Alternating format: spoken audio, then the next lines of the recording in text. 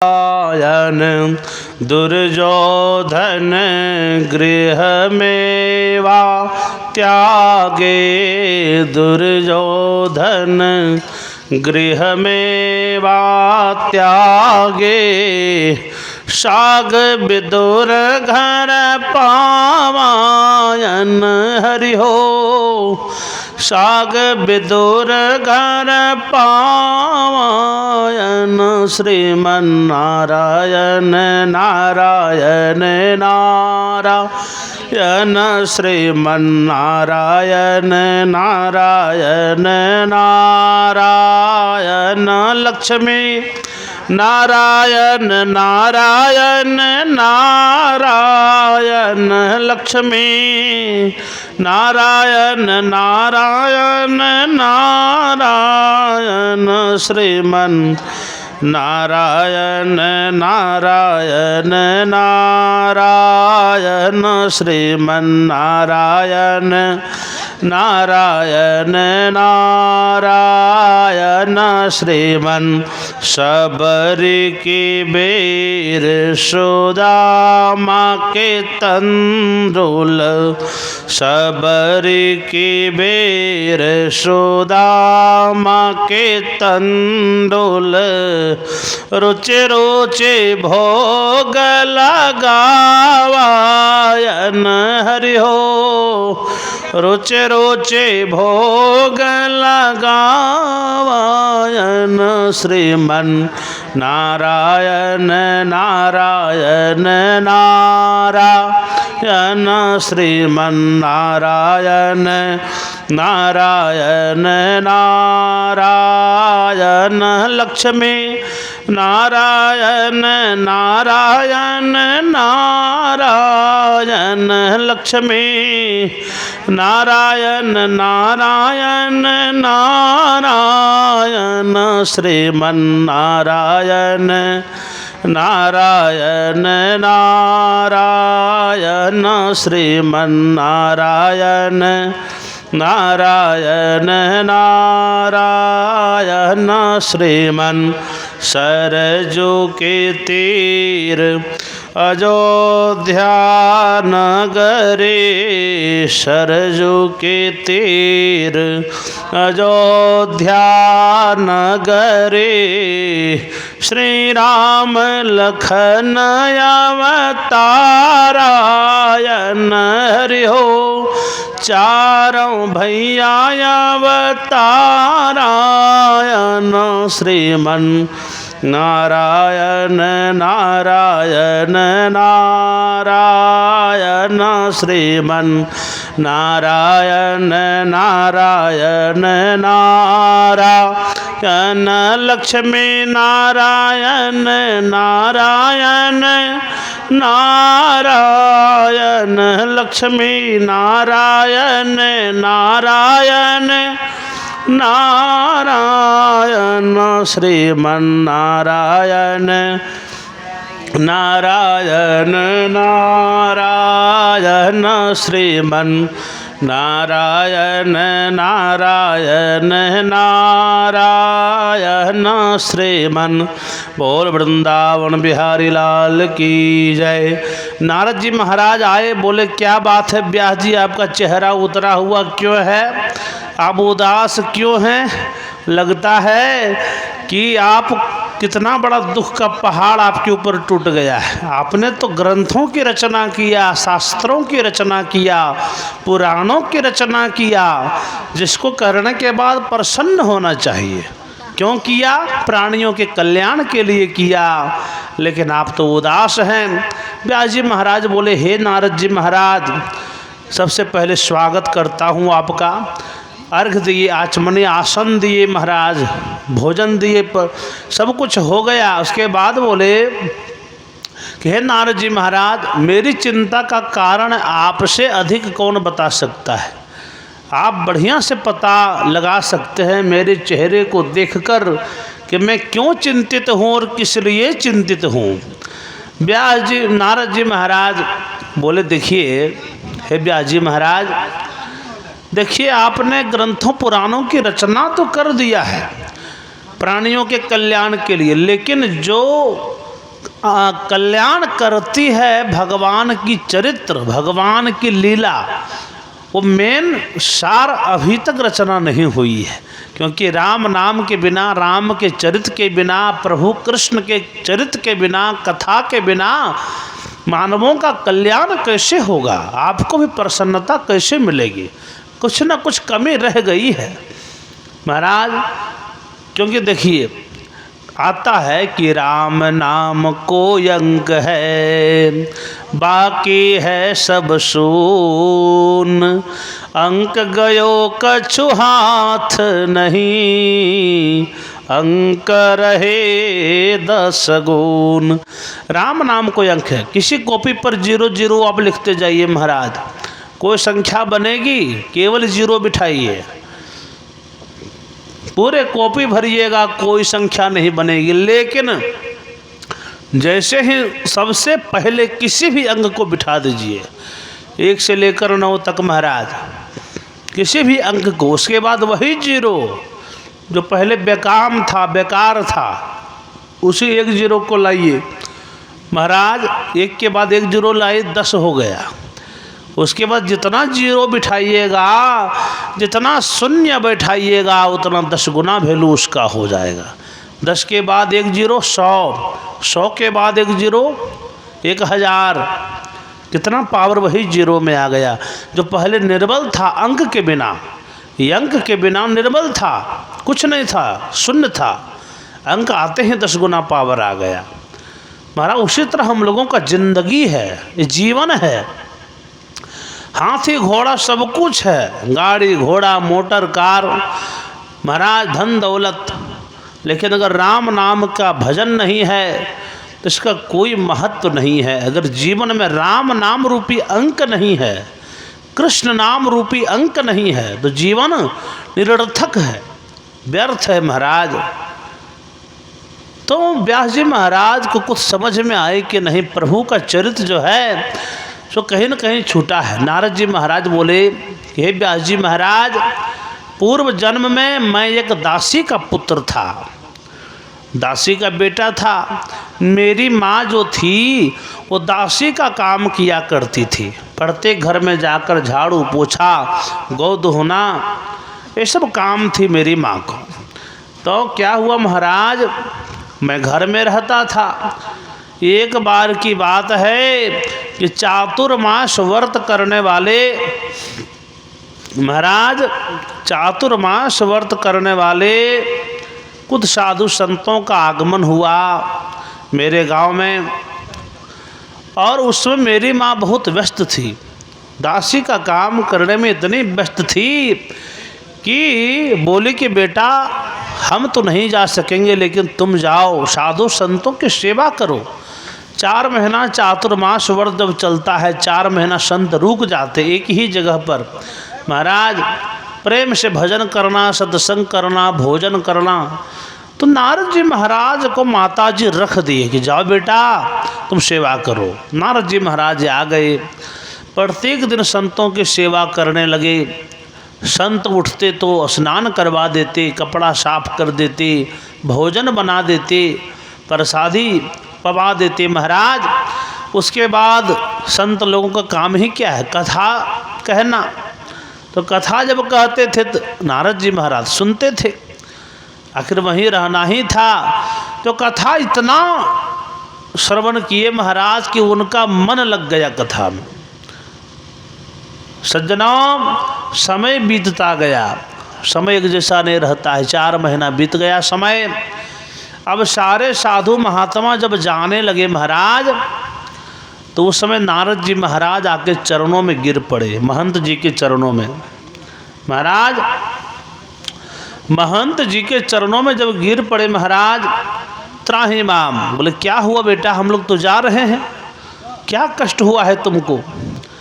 महाराज इतना ही कहना था कि नारद जी महाराज बोल पड़े, हे महात्मन, देखिए प्रभु, मैं अकेले नहीं रह सकता हूँ, आप लोगों की कथा के बिना, सत्संग के बिना मैं जी ही नहीं पाऊँगा। बोले ऐसा क्यों बोलते हो बेटा, नहीं महंत जी हमें साथ में ले चलिए, अपने साथ में जो कहिएगा मैं करूँगा, आपकी मर्जी, जो कहिएगा मैं काम करूँगा, लेकिन ले चलिए।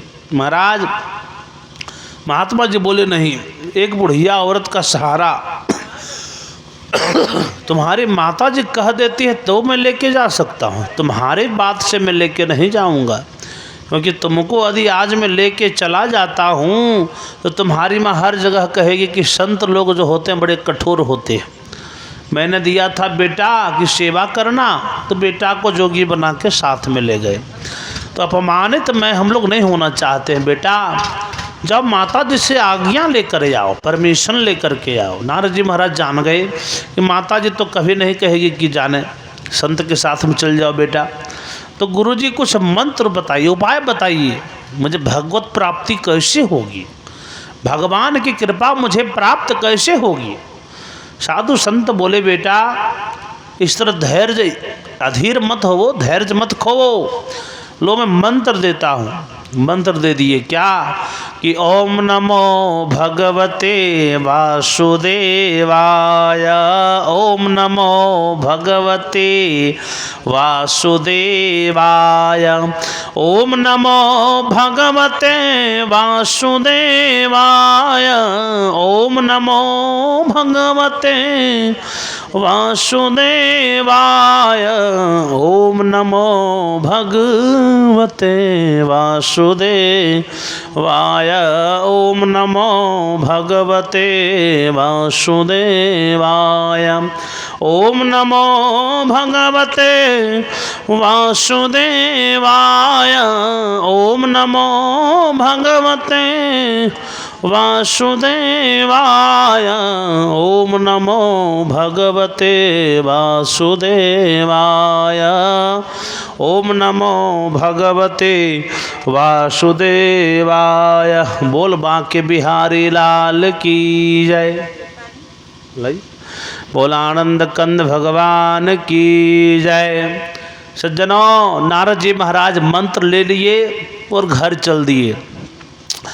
घर जाने के बाद साधु संत बतलाए थे, 4 महीना देखे महाराज नारद जी कैसे नहाते हैं। प्रातः काल नहा धो के ठाकुर जी पूजा करते हैं, माला जपते हैं। तो घर जाकर जब तक माता जी उठी नहीं है तब तक बेटा नहा धो के तैयार है। क्या बात है बेटा, कहीं जाने की इच्छा है क्या? नहीं नहीं माता जी पूजा करूँगा। अच्छा ठीक है पूजा करो, करना चाहिए। प्रातः काल उठ के ठाकुर जी का पूजा कर रहे हैं नारद जी अपने घर में, टीका लगा के माला खटखटा रहे हैं, भगवान का नाम जप कर रहे हैं। प्रत्येक दिन ऐसा करने लगे तो माता जी को थोड़ा लगा कि बेटा कहीं ऐसा करते करते जोगी ना बन जाए। ये तो जोगी फकीर केवल दिन भर माला ही खटखटाते रहता है और कोई काम नहीं, कैसे होगा। तो जो भी कुटुंब आते, आत्मा कुटुंब महाराज अतिथि आते, कुटुंब आत्मा आते, तो ये यही प्रश्न करती थी उनकी माता जी कि देखिए महाराज मेरा बेटा का विवाह हो जाए, कहीं उपाय लगाओ, कहीं से कन्या ढूंढ करके रखो और मेरे बेटे का विवाह करवा दो। क्यों? बोले न जाने मुझे लगता है कहीं ये जोगी ना बन जाए। अगरबत्ती उधर कर दीजिए। उनको बोले कहाँ चल गए? बोला आनंद कंद भगवान की जय। मुख जजमान जी यहाँ बैठिए, मुख जजमान जी यहाँ बैठिए। बोल सांवरे सरकार की जय। सज्जनों इस प्रकार से प्रत्येक दिन जब वो क्रिया को करने लगे माता जी डर गई है। अच्छा चाहे बेटा चोर बन जाए, डाकू बन जाए, लेकिन कहीं जोगी न बन जाए। जो आजकल तो वह डर रहता है ना महाराज, कहीं बेटा बैरागी संत न हो जाए। अरे भाई माताएं बहनों, अगर बेटा करोड़पति बन गया तो कोई ज़रूरी नहीं कि आपके पीढ़ियों को तार देगा या अपना जीवन भी तारेगा, कोई ठिकाना नहीं है। लेकिन यदि बेटा संत बन गया ना तो 21 पीढ़ी तो आपकी तर ही जाएगी, इसमें संदेह की बात नहीं है। तो महाराज बात ये है, लेकिन आज के समय में लोग समझ नहीं पाते। बोला आनंद कंद भगवान की जय। हाँ बैठिए। बोल सियावर रामचंद्र की जय। नहीं तो वहाँ दूसरे को डिप्टी लगाइए। बोल सियावर रामचंद्र की जय। सजना, तो इस प्रकार की बात होने पर जो है नारद जी महाराज की प्रत्येक दिन की प्रक्रिया रहने लगी।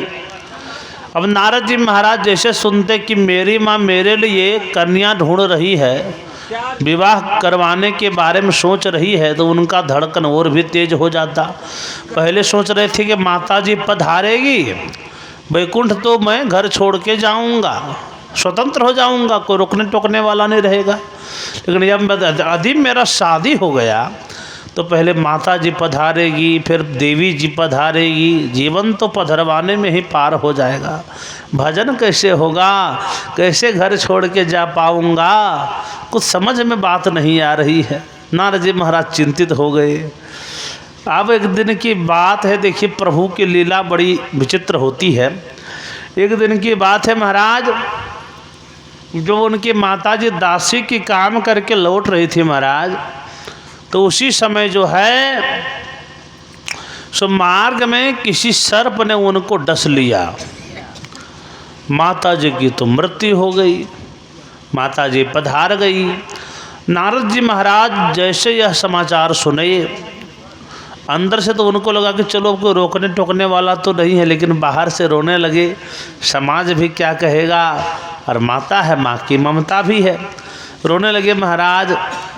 अंत्येष्टि क्रियाक्रम को किए, श्राद्ध कर्म को किए, उसके बाद घर छोड़ के उत्तर दिशा की ओर चल दिए। जैसा संत लोग बताए थे कि बेटा यदि माता जी पधार जाए तो उत्तर दिशा की ओर ही चलना। ऐसे नारद जी महाराज चलने लगे। चलते चलते महाराज एक पेड़ के पास पहुँचे, थक गए थे, वहाँ आराम किए। एक तालाब दिखाई पड़ा, वहाँ जाकर जल पान किए महाराज। उसके बाद में प्रभु देखिए दादी की तरफ से भगवान के चरणों में 10 रुपये का दान समर्पित हुआ। भगवान इनको स्वास्थ्य प्रदान करे, अपने लोक धाम प्रदान करे। बोल बांके बिहारी लाल की जय।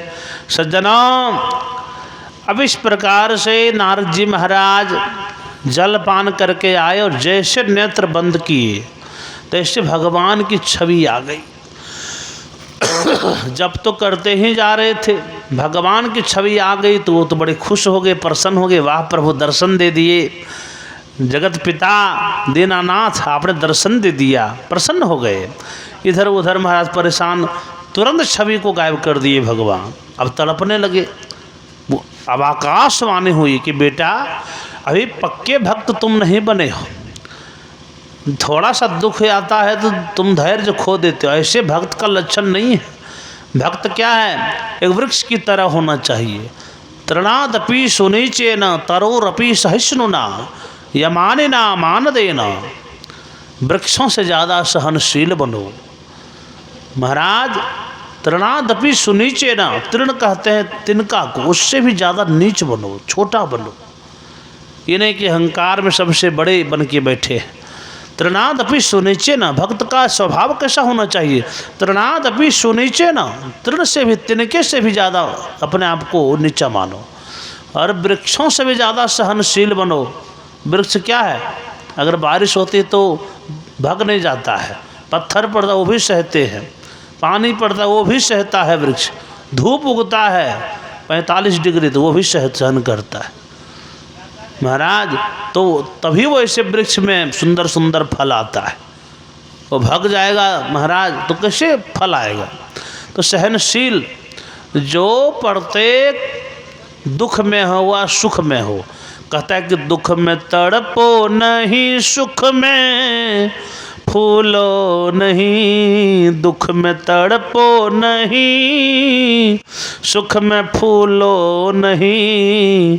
मन हरि के चरणों में लगाते चलो, कृष्ण गोविंद गोपाल गाते चलो। मन को विषयों के विष से बचाते चलो, कृष्ण गोविंद गोपाल गाते चलो, कृष्ण गोविंद गोपाल गाते चलो, मन को विषयों के विष से बचाते चलो, मन को विषयों के विष से बचाते चलो, देखना इंद्रियों के न घोड़े भगे, देखना इंद्रियों के न घोड़े भगे, रात दिन इनको संयम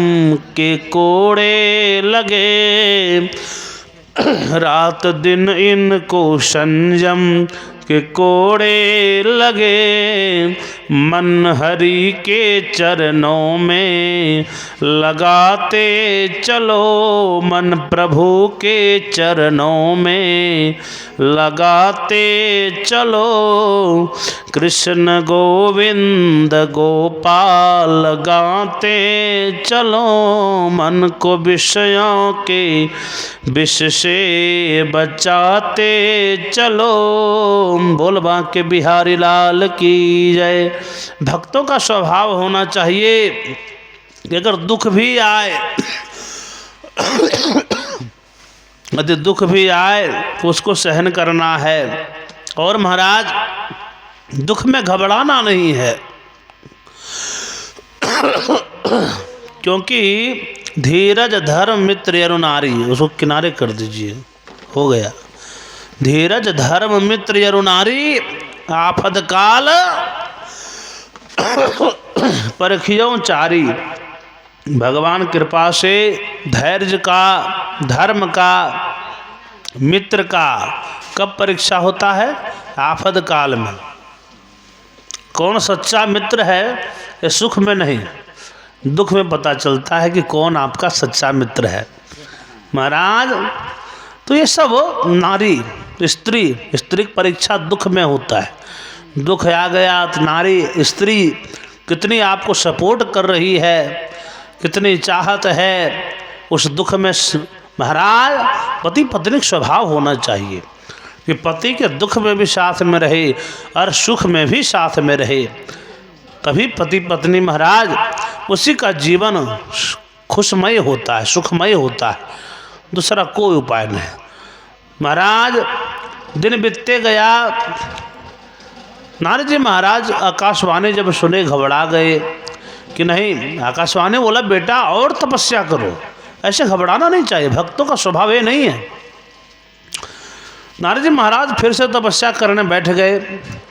आकाशवाणी बोला कि बेटा फिर से संसार में प्रलय होगा, प्रलय होने के बाद जब अगला सृष्टि होगी तो आप ब्रह्मा जी के मानस पुत्र बनिएगा। सज्जनों प्रलय कालीन बेला हुआ, महाराज सभी जो है ब्रह्मा जी के अंदर उदर में समा गया पूरा संसार। अगला सृष्टि जब हुआ तो ब्रह्मा जी के मानस पुत्र बन के नारद जी पधारे। बोला आनंद कंद भगवान की जय। तो नारद जी महाराज संत के आशीर्वाद से, इसलिए कहता है क्या, अरे संतन के संग लाग रे तेरी अच्छी बनेगी, संतन के संग लाग रे तेरी अच्छी बनेगी, अच्छी बनेगी तेरी किस्मत जगेगी, अच्छी बनेगी तेरी किस्मत जगेगी, लाग सको तो लाग रे तेरी अच्छी बनेगी, संतन के संग लाग रे तेरी अच्छी बनेगी। और क्या कहना है, अरे संतन संग कर पुण्य कमाई, संतन संग कर पुण्य कमाई, राम चरण अनुराग रे तेरी अच्छी बनेगी, संतन के संग लाग रे तेरी अच्छी बनेगी, अच्छी बनेगी तेरी किस्मत जगेगी, अच्छी बनेगी तेरी किस्मत जगेगी। हो लाग सको तो लाग रे तेरी अच्छी बनेगी, संतन के संग लाग रे तेरी अच्छी बनेगी। संत क्या करते हैं? बोले कागा से तुम्हें हंस करेंगे, कागा से तुम्हें हंस करेंगे, कागा से तुम्हें हंस करेंगे, जाग सको तो जाग रे तेरी अच्छी बनेगी, संतन के संग लाग रे तेरी अच्छी बनेगी। बोल बांके बिहारी लाल की, संत भगवान की। तो साधु संतों की महिमा परंपार है व्यास जी महाराज। संतों की कृपा से ही मैं आज ब्रह्मा जी के पुत्र हूँ। इसलिए आप अपने ग्रंथों में पुराणों में संतों का चरित्र का भी चित्रण करिए, कथा में चर्चा करिए, तभी तो कल्याण होने वाली है। मुक्ति तो महाराज संसार की कथा से नहीं, भगवान की कथा से मिलती है। संसार का कथा कहानी कहने से कोई मुक्ति मिलने वाला नहीं है, लेकिन प्रभु की कथा यदि होगी तो मुक्ति अवश्य मिलेगी। बोल आनंद कंद भगवान की जय। भगवान एक राजा साहब थे महाराज, उनका क्या था महाराज, उनका 3 प्रश्न रहता था कि भगवान कितने हैं, कहाँ रहते हैं और क्या करते हैं। 3 प्रश्न रहता था उनका, सबों से पूछते थे महाराज। एक बार की बात है कि वो पालकी पे चढ़ के जा रहे थे किसी और प्रदेश में, तो एक संत मिल गए उनको महाराज, तो उनसे भी वही प्रश्न किए। और हम लोगों का भी प्रश्न वही रहता है, भगवान कितने हैं पंडित जी। अरे कोई कहता कोई कहता है 33 कोटि है, कोई कहते हैं कि पंचदेव हैं, कोई कुछ कहते हैं। कितनों को माने कितनों को छोड़ें, हम लोग का भी यही तो प्रश्न रहता है महाराज।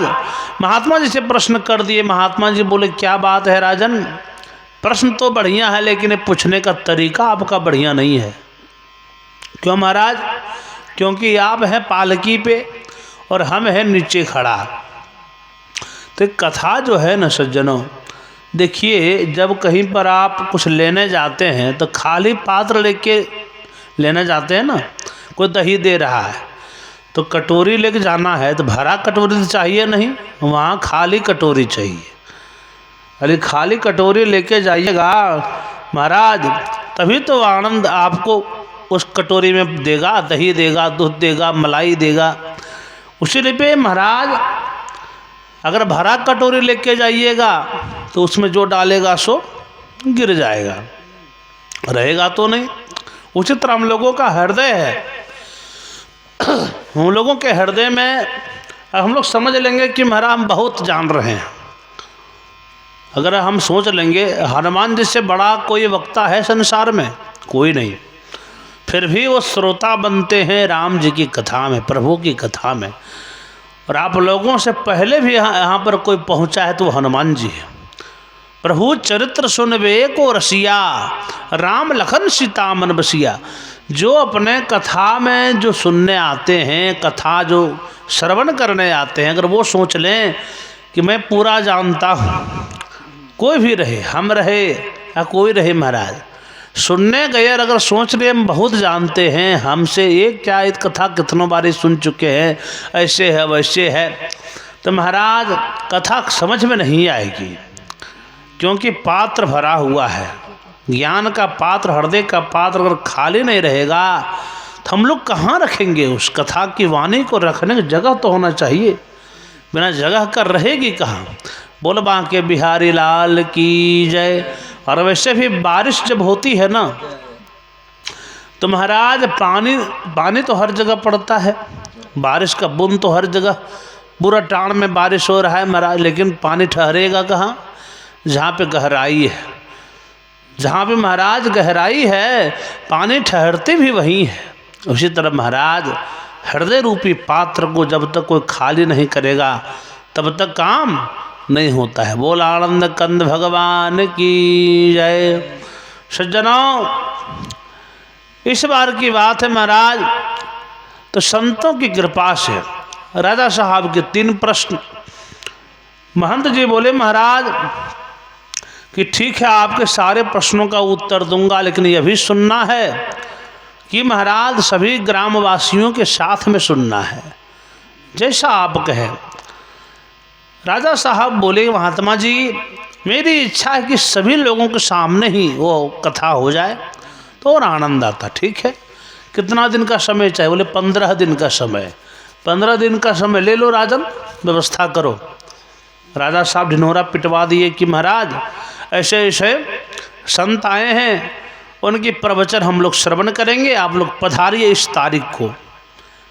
सभी लोग आ गए महाराज।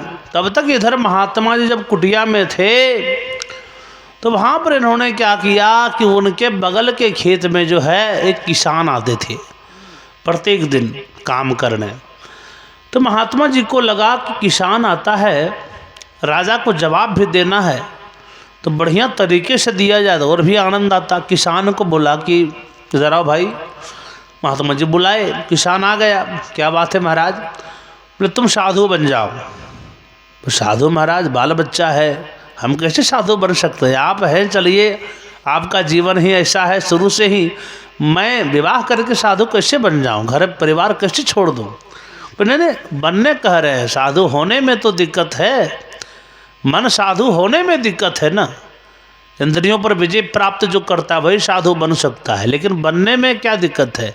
माला पहना, 4 माला पहना, टीका लगाया, हो गए साधु। बोले अच्छा महाराज, करना क्या होगा? बोले राजा साहब को जवाब देना है, कुछ प्रश्न वो पूछे हैं उसका जवाब देना है। वो ठीक है, लेकिन राजा साहब से डर भी लगता है। महात्मा जी कहे उनका मिजाज अगर घुर गया, गर्म हो गया तो कह देगा फांसी पे चढ़ा दो इसे, बहुत ज़्यादा राजा से मजाक करते हो, इसलिए मुझे डर लगता है। नहीं नहीं, तुम महात्मा जी बनो और मैं तुम्हारा चेला बन जाऊंगा। किसान को महात्मा बना दिए और स्वयं गुरुजी चेला बन गए। देने आ गया और उसको समझा दिया कि कुछ भी पूछे तो एक ही बात बोलना है कि इस प्रश्न का उत्तर तो मेरा चेला दे देगा, क्योंकि राजा वैसा था ही, अपने आप को समझता था बहुत बड़ा विद्वान है, हमसे बड़ा विद्वान कौन? कम से कम चेला के मुख से जवाब सुनेगा तो कुछ तो महाराज भक्ति आएगी।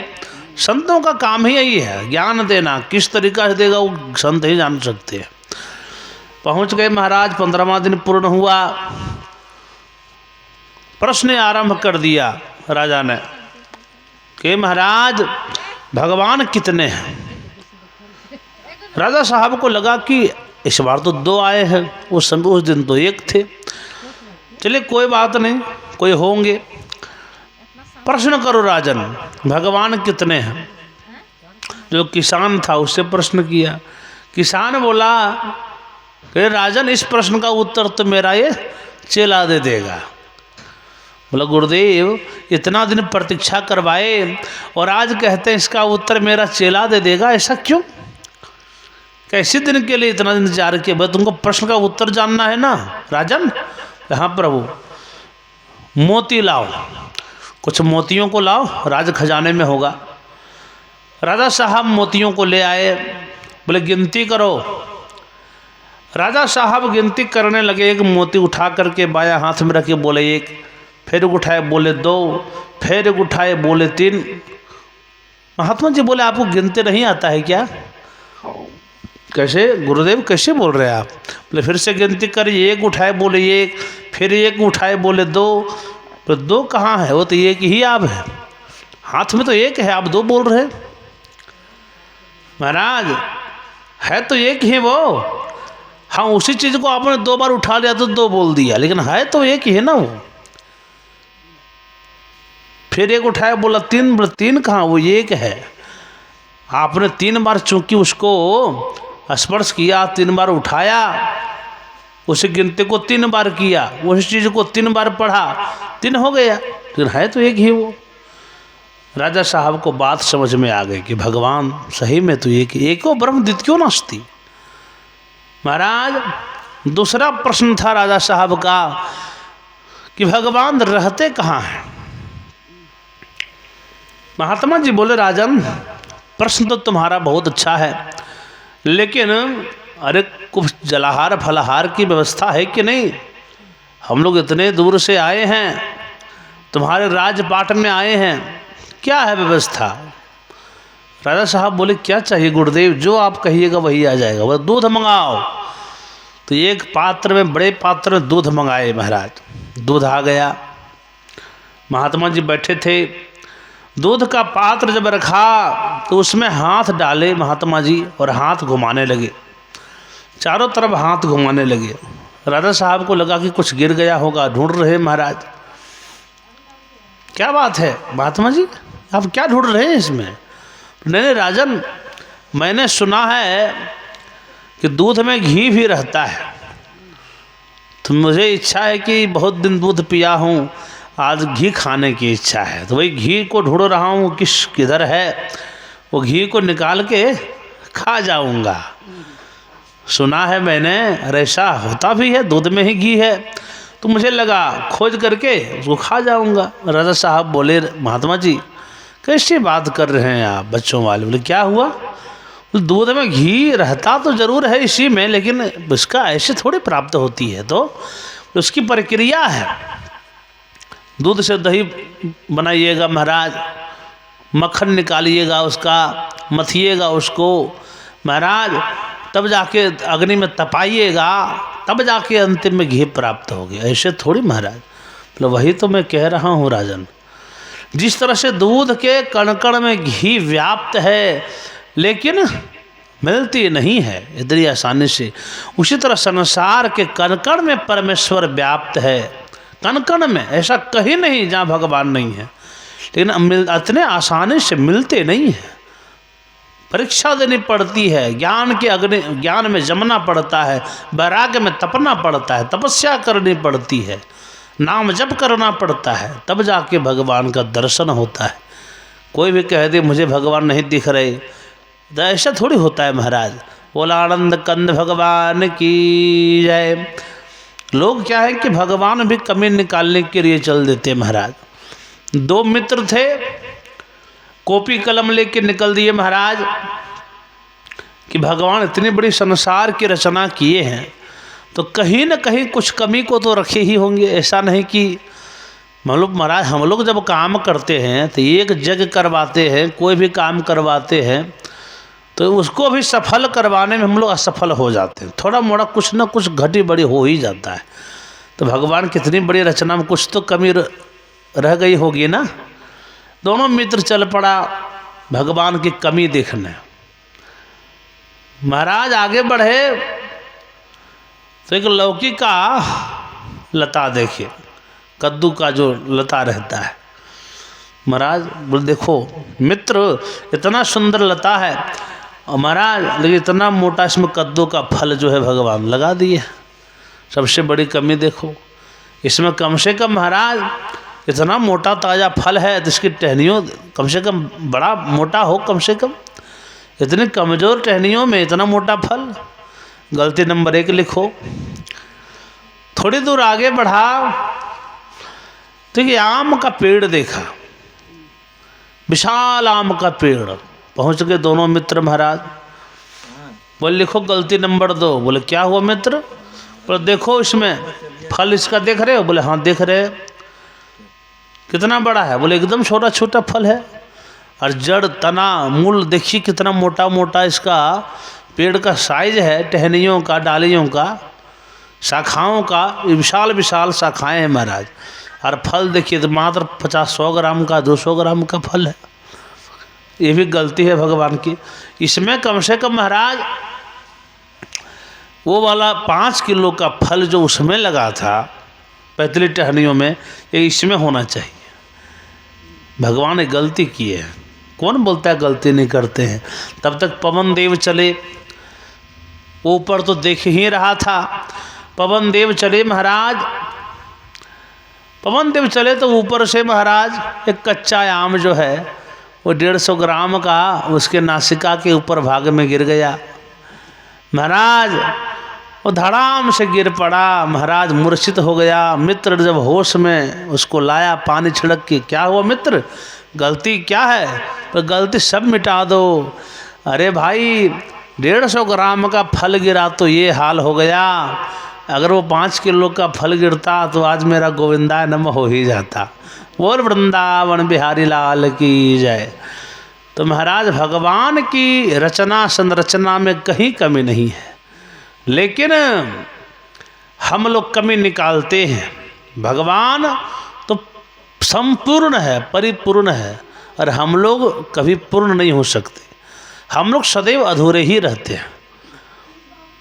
महाराज राजा साहब बात समझ गए कि जिस तरह दूध के कण-कण में घी है लेकिन दिखता नहीं प्रक्रिया के बिना, उसी तरह संसार के कण-कण में घी है महाराज। तुलसीदास जी भी लिख दिए संसार के कण-कण में तो भगवान का वास है। गोस्वामी जी भी लिख दिए कि हरि व्यापक सर्वत्र समाना, प्रेम ते प्रगट हो ही में जाना। जय सिया राम जय, जय सिया राम, जय सिया राम जय, जय सिया राम। बोल माँ के बिहारी लाल की जय। गोस्वामी जी लिख दिए कि संसार के कण-कण में ईश्वर व्याप्त है महाराज। हरि व्यापक सर्वत्र माने हर जगह, हर जगह जब लिख दिए तो गोस्वामी जी को लगा कि हर जगह माने कहिए ना समझ ले कि केवल तीर्थों में, मंदिरों में महाराज, गंगा जमुना सरस्वती नदियों में, इसी जगह भगवान का वास है। इस जगह ज़्यादा है और इस सब जगह में कम होगा, इसीलिए लिख दिए समाना। हरि व्यापक सर्वत्र समाना, माने एक समान रूप से जितना मंदिर में रहते हैं उतना श्मशान में भी हैं, उतना यहाँ भी हैं। अरे जब प्रहलाद जी के पिताजी कौन थे, हिरण्यकशिपु, तो हिरण्यकश्यप के जब दैत्य कुल में, दैत्य वंश में रह सकता है